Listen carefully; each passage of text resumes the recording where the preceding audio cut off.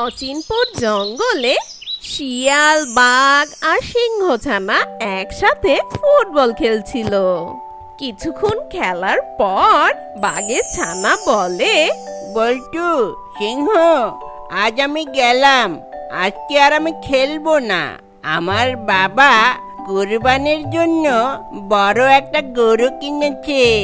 আমি এখন গরুটাকে ঘাস খাওয়াবো।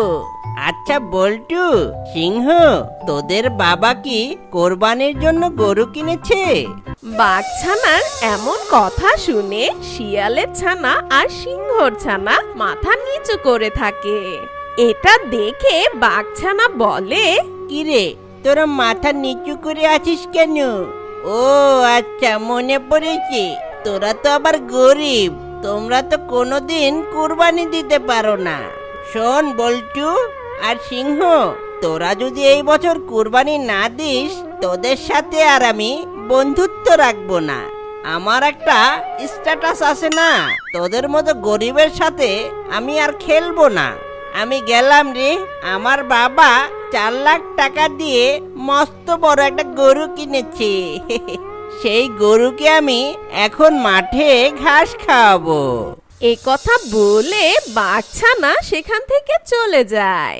বাঘছানা যখন চলে যায় তখন শিয়ালের ছানা সিংহ ছানাকে বলে, দেখেছো সিংহ, ওই বাঘের কত অহংকার, আমাদের দুজনকে কিভাবে অপমান করে গেল। কি আর বলবো, বড়লোক বাঘের একমাত্র সন্তান। আমরা তো আর পারবো না ওদের মতো 4 লাখ টাকা দিয়ে গরু কিনতে। এগুলো ভেবে আর কাজ নেই। চল আমরা বাসায় যাই। যে গরম পড়ছে, হিট স্ট্রোকে মারাই যাব। চল বাড়ি যাই। এ কথা বলে সিংহ ছানা আর শিয়ালের ছানা বাড়ি চলে যায়। আর বাড়ি গিয়ে শিয়ালের ছানা তার বাবাকে বলে, বাবা, ও বাবা, কোরবানি তো চলে এসেছে। আমাদের এবছর কোরবানি দিবে না? বাবা বল্টু, দ্রব্যমূল্যের যে অবস্থা, এতে তো টিকে থাকাই দায়। আবার কোরবানি কোত্থেকে দেব বাবা? না না, আমি এত কিছু বুঝি না। আমাদের এবছর কোরবানি দিতেই হবে, বুঝতে পারছ? ছেলের এমন কথা শুনে শিয়াল অনেক চিন্তিত হয়ে বলে, আচ্ছা বাবা, তুই মন খারাপ করিস না। এবছর আমরা কোরবানি দেবই দেব। না দিতে পারলে ভালো হতো। ওইদিকে সিংহ ছানা তার বাবাকে বলে, বাবা, আমাদের কোরবানির গরু কত টাকা দিয়ে কিনবে? কোরবানি তো দিতেই চাইনি বাবা, কিন্তু বল্টুর বাবা বলল কোরবানি দিবে, তাই এখন আমাদেরও কোরবানি দিতে হবে। দেখি বল্টুর বাবা কি বলে। কত টাকা দিয়ে গরু কিনবে তা জিজ্ঞেস করে আসি। বাবা, আমরা এত কিছু জানি না, তুমি কিন্তু বড় গরু কিনবা। এ কথা বলে সিংহ ছানা বাড়ি থেকে চলে যায়। আর কিছুক্ষণ পর সিংহ আর শিয়াল একসাথে একটি গাছের নিচে দাঁড়িয়ে কথা বলছিল। সিংহ ভাই, বল্টু খুব জোরাজোরি করছে কোরবানি দেওয়ার জন্য, কিন্তু তুমি তো সবই জানো কি থেকে যে কি করব। শিয়াল ভাই, আমার বাচ্চাও আমাকে বলল বড় গরু কোরবানি দিতে হবে। কষ্ট হলেও আমাদের কোরবানি দিতেই হবে।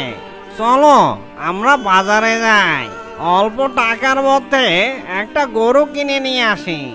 এ কথা শেষ করে তারা দুজন বাজারের উদ্দেশ্যে রওনা দেয়। আর কিছুক্ষণ পর শিয়াল আর সিংহ একটি গরু কিনে নিয়ে আসে। আর গরুটা নিয়ে যখন জঙ্গল দিয়ে যাচ্ছিল, ঠিক তখন বাঘের সাথে দেখা হয়। ওদেরকে দেখে বাঘ বলে, কিরে সিংহ ভাই, শিয়াল ভাই, এই পিচ্চি মার্কা গরুটা কোথা থেকে নিয়ে আসলি? হা হা হা হা, এটা গরু নাকি ছাগল? বাঘের এমন কথা শুনে শিয়াল আর সিংহর মন খারাপ হয়ে যায়। বাঘ ভাই, আমাদের যা সামর্থ্য সে অনুযায়ী আমরা গরু কিনেছি। যে পিচ্চি গরু কিনেছো সেই গরুর মাংস তোমরা নিজেরা খাবা নাকি আত্মীয়দের দিবা নাকি গরিবদের দিবা? ভাই, আমরা আমাদের সামর্থ্য অনুযায়ী যা পেয়েছি আমরা তাতেই খুশি। আমরা নিয়ম অনুযায়ী সমান ভাগে ভাগ করব। নিশ্চয়ই আমাদের এই গরুর মাংসেই বরকত হবে। তোমাদের সাথে এত কথা বলার আমার টাইম নাই। শোনো, আমি সবাইকে আসতে বলেছি, সবাইকে বেশি বেশি মাংস দেব। এ কথা শেষ করে বাঘ ওখান থেকে চলে যায়।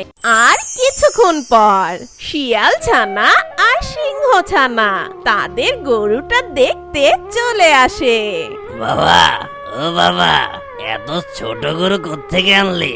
আমি আজকে আর বাসায় যাব না, তুমি তোমার এই ছোট গরু নিয়েই থাকো। এ কথা বলে সিংহ ছানা রাগ হয়ে চলে যায় আর তার পিছু পিছু শিয়াল ছানাও চলে যায়।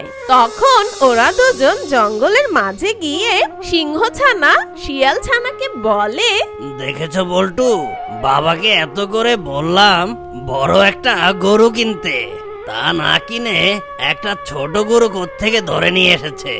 আমি আর বাড়ি যাব না। দেখো, বাঘছানা আমাদের সাথে আর কথাই বলবে না। শোন সিংহ, আমাদের বাবারা যা ইনকাম করে তা দিয়ে তো সংসার চালানোই যায় না, তাও আমাদের কথা শুনে আমাদের আবদারটা রাখতে গিয়ে এই গরুটা কিনে নিয়ে এসেছে। এতেই আমরা মহা খুশি। দেখো, একদিন আমরাও বড় গরু কিনতে পারবো। এখন চল বাসায় যাই, এখানে রাগ করে থেকে কোনো কাজ নেই। এরপর শিয়াল ছানা আর সিংহ ছানা বাসায় চলে যায়। আর ওই দিকে বাঘ তার বাড়ি বসে বলে, কাল তো কোরবানি, এখন গিয়ে দেখি আমার গরুটা কেমন আছে। এ কথা বলে বাঘ তার গরুটাকে দেখতে যায়। বাঘ যখন গরুটাকে দেখতে গেল, সে দেখতে পায় তার গরুটা আর বেঁচে নেই। এই দেখে বাঘের চোখ ছানা বড় হয়ে যায় আর বাঘ চিৎকার দেয়, বাবা বাঘু, হায় হায় রে, কি হয়ে গেল আমার? কে কোথায় আছিস? এদিকে আয়, আমাদের 4 লাখ টাকার গরুটা তো মারা গেছে। এ কথা বলতে না বলতেই বাঘ হার্ট অ্যাটাক করে ওখানেই পড়ে যায়। বল্টুর মা! সেই সময় বাঘছানা সেখানে চলে আসে আর এসে দেখে বাঘ মাটিতে পড়ে আছে। এই দেখে তার ছানা বলে, বাবা, ও বাবা, তোমার কি হয়ে গেল বাবা? এই বলে বাঘছানাও কান্না শুরু করে। বাবারে, আমি আর বাঁচবো না, আমি তোকে বড় করে যেতে পারলাম না রে বাবা। এ কথা শেষ করতে না করতে বাঘ সেখানে মারা যায়। ও বাবা, বাবা গো, তোমার কি হয়ে গেল বাবা? আমার বাবা নেই, মারা গেছে। এই দেখে বাঘছানা কি করবে বুঝতে পারছিল না। কোনো উপায় না পেয়ে বাঘছানা দৌড়াতে দৌড়াতে সিংহের বাড়ি যায়। সিংহের বাড়ি গিয়ে বাঘছানা বলে, সিংহ চাচ্চু, ও সিংহ চাচ্চু, আমার বাবার কথা বলছে না চাচ্চু, তুমি আমার সাথে এখনই চলো চাচ্চু। আরে বাবা, আমার তো একটা কাজ আছে, আমার তাড়াতাড়ি সেখানে যেতে হবে, তুমি অন্য কোথাও যাও। সিংহর এ কথা শুনে বাঘছানা কান্না করতে করতে শিয়ালের বাড়ি চলে যায়। শিয়ালের বাড়ি যেতে না যেতেই শিয়াল বাঘছানাকে দেখে বলে, বাবা, তুমি এখানে কেন? আর তুমি কান্না করছো কেন?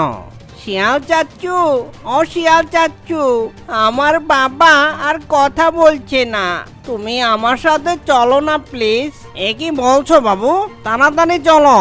এ কথা বলে ওরা দুজন রওনা দেয় বাঘের বাসার উদ্দেশ্যে। আর বাঘের কাছে গিয়ে শিয়াল বলে, বাঘ ভাই, ও বাঘ ভাই, তোমার কি হয়েছে? শিয়াল হাত দিতে না দিতে দেখে বাঘটি মারা গেছে আর তার নিথর দেহ পড়ে আছে। এই দেখে শিয়াল বাঘছানাকে বলে, বাবু, তোমার বাবা আর বেঁচে নেই, এ কথা শুনে বাঘছানা অনেক কান্না শুরু করে। হ্যাঁ, কি বলছো? আমার বাবা আর বেঁচে নেই? আমার বাবার কথা বলবে না? আমি কাকে বাবা বলে ডাকবো? বাবা, উঠো বাবা। বাবু, তুমি কান্না করো না। তোমার বাবা অহংকারী ছিল, তাই হয়তো সে তার শাস্তি পেয়েছে। তাই কখনো অহংকার করবে না। অহংকারকারীকে আল্লাহ তাআলা ভালোবাসেন না। অহংকার পতনের মূল। বুঝেছো বাবা? তুমি আর কান্না করো না। এখন থেকে আমি তোমার বাবা। বুঝতে পেরেছো?